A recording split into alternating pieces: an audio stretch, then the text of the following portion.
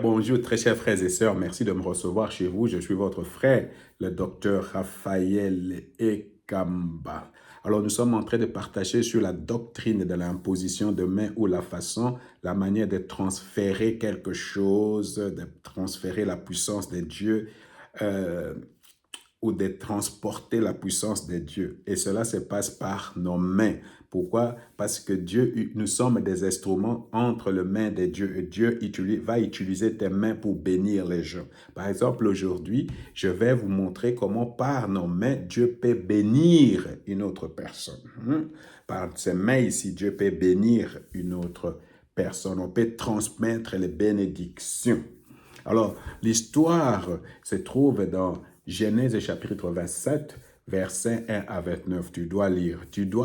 C'est important de tout examiner à la lumière de la parole. Tout ce que j'ai dit, tu dois prendre ta parole, la parole de Dieu, et examiner cela. Ce n'est pas un péché. Alors, vous voyez, là, par exemple, il y a Isaac qui devient vieux et il dit, moi je suis devenu vieux, je ne vois plus, je peux mourir à tout moment. Il dit maintenant à son fils aîné qui est Ésaü, et il dit, va chercher, va tuer un animal ou chasser un animal et tout, prépare pour moi, je vais manger et je vais te bénir. Alors la maman Rebecca écoute cela et va dire à Jacob de tuer un animal pour estorquer maintenant la bénédiction d'Ésaü. Alors, la Bible dit que Jacob est venu chez Isaac pour recevoir cette bénédiction. La première des choses qu'Isaac fait, comme il ne voyait plus, il touche Jacob. J'avais déjà dit que toucher, imposer les mains, c'est un geste tout à fait naturel. Tout à fait naturel. C'est que lui, il est en train de faire maintenant, il est en train de toucher pour vérifier si c'est Isaac, ou si c'est Ésaü ou si c'est Jacob. Vous comprenez que c'est très important. Il savait que le geste qu'il va poser est très, très important. C'est pourquoi il a commencé à vérifier si vraiment c'est Ésaü. Alors lui, il dit, je sens la voix, c'est de Jacob, mais les mains sont d'Ésaü. Parce que, alors, maintenant, il dit, mais va préparer quelque chose. Jacob, maintenant, a préparé à manger. Isaac a mangé. Et tout à coup, il dit, approche-toi, viens m'embrasser, mon fils. Jacob s'approcha et l'embrassa. À ce moment-là, quand Isaac a dit, approche-toi et embrasse-moi, c'est un contact a eu lieu. Je ne sais pas quel genre d'embrassement. Peut-être c'était un baiser sur la bouche. Je ne sais pas si c'était un baiser sur la main ou je ne sais pas si c'était seulement un embrassement dans les chansons. Papa et papa, le fils et le fils embrassent son père. Alors, mais il y a eu un contact corporel entre Isaac et Jacob. Et à ce moment-là, une bénédiction a été transférée. Alors, pour voir vraiment combien cette histoire n'était pas seulement une cérémonie, n'était pas seulement une tradition, un protocole, mais c'était vraiment une transmission d'une bénédiction. Il faut voir la réaction d'Isaac quand Ésaü lui-même est venu et la réaction d'Ésaü. Alors, c'est comment il réagit. Quand Ésaü est venu maintenant, lui aussi, il a préparé, il a amené à manger. Isaac ne voulait plus manger parce qu'il a déjà donné sa bénédiction. La Bible dit donc, alors Isaac, en proie à une vive émotion, s'est mis à trembler. Et puis, il est béni à ce terme. Alors, il s'est mis à trembler et dit, qui est donc celui qui a pris du gibier et me l'a apporté? Tu comprends? Il tremble d'émotion. Il tremble peut-être aussi de colère parce qu'il savait que quelque chose venait d'être fait. La bénédiction a été donnée. Et quand vous voyez aussi la réaction d'Ésaü lui-même, il poussa un cri plein d'amertume et supplia son père, moi aussi mon père, bénis-moi, bénis-moi. Alors vous voyez, même lui aussi dit, et d'ailleurs il a même insisté pour que son père encore le bénisse, mais c'était déjà trop tard. Alors nous voyons ici, par ces contacts, par l'embrassade, par le baiser ou par ces gestes, une bénédiction a été transférée d'Isaac à Jacob. Et je m'imagine que Abraham a fait la même chose aussi avec Isaac. Ça veut dire que la bénédiction qu'il avait reçue de Dieu, il a passé ça à Isaac. Isaac voulait maintenant passer ça à sa progéniture et pas Ésaü, mais tout à coup, comme le Saint-Esprit conduit, cette parole-là, cette bénédiction-là, maintenant se passe vers Jacob. Alors nous allons voir maintenant que Jacob aussi, lui aussi, il veut faire passer la bénédiction. Comment il est fait?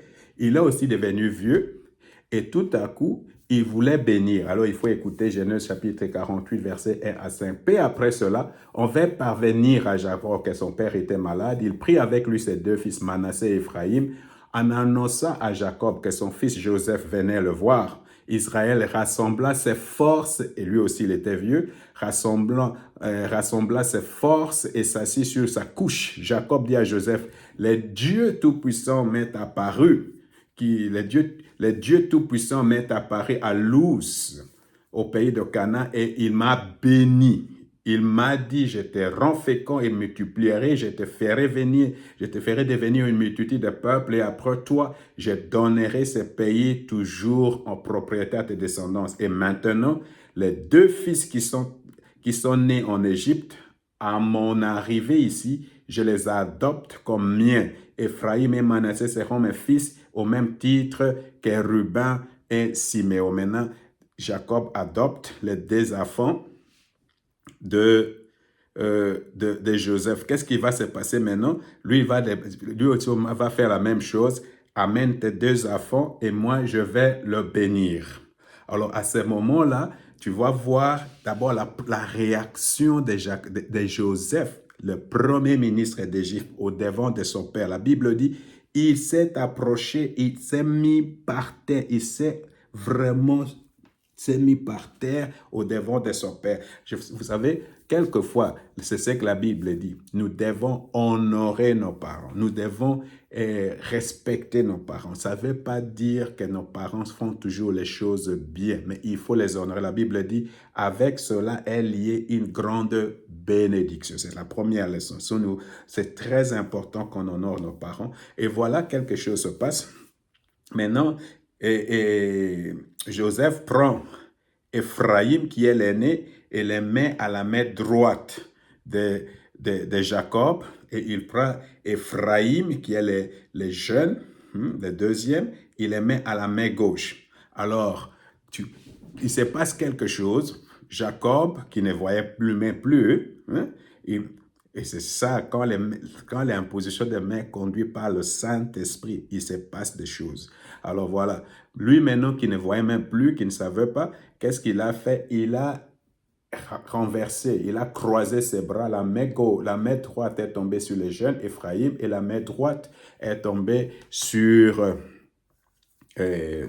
Manassé.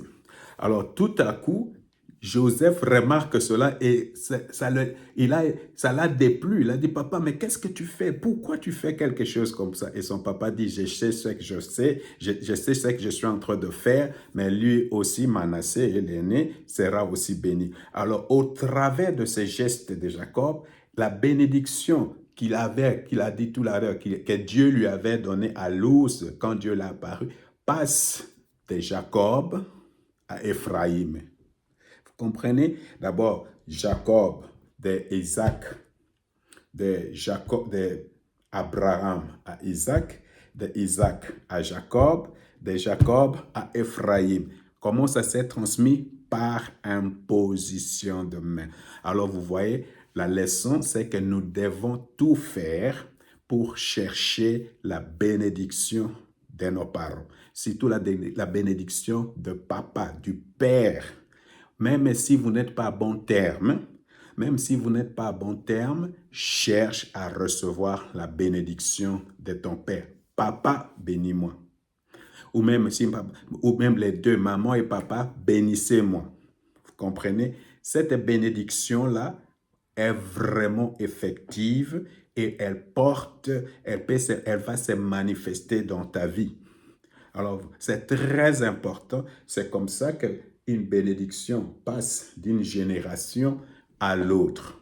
Vous comprenez? C'est très important. Alors, la pratique aujourd'hui, cherche la bénédiction de ton père, cherche la bénédiction de ta mère, cherche la bénédiction de tes parents. Et je n'aimais dire, cherche la bénédiction des aînés. C'est très important, c'est très important que ton père, ta mère prononce une bénédiction sur toi. C'est biblique. Ce n'est pas seulement une cérémonie.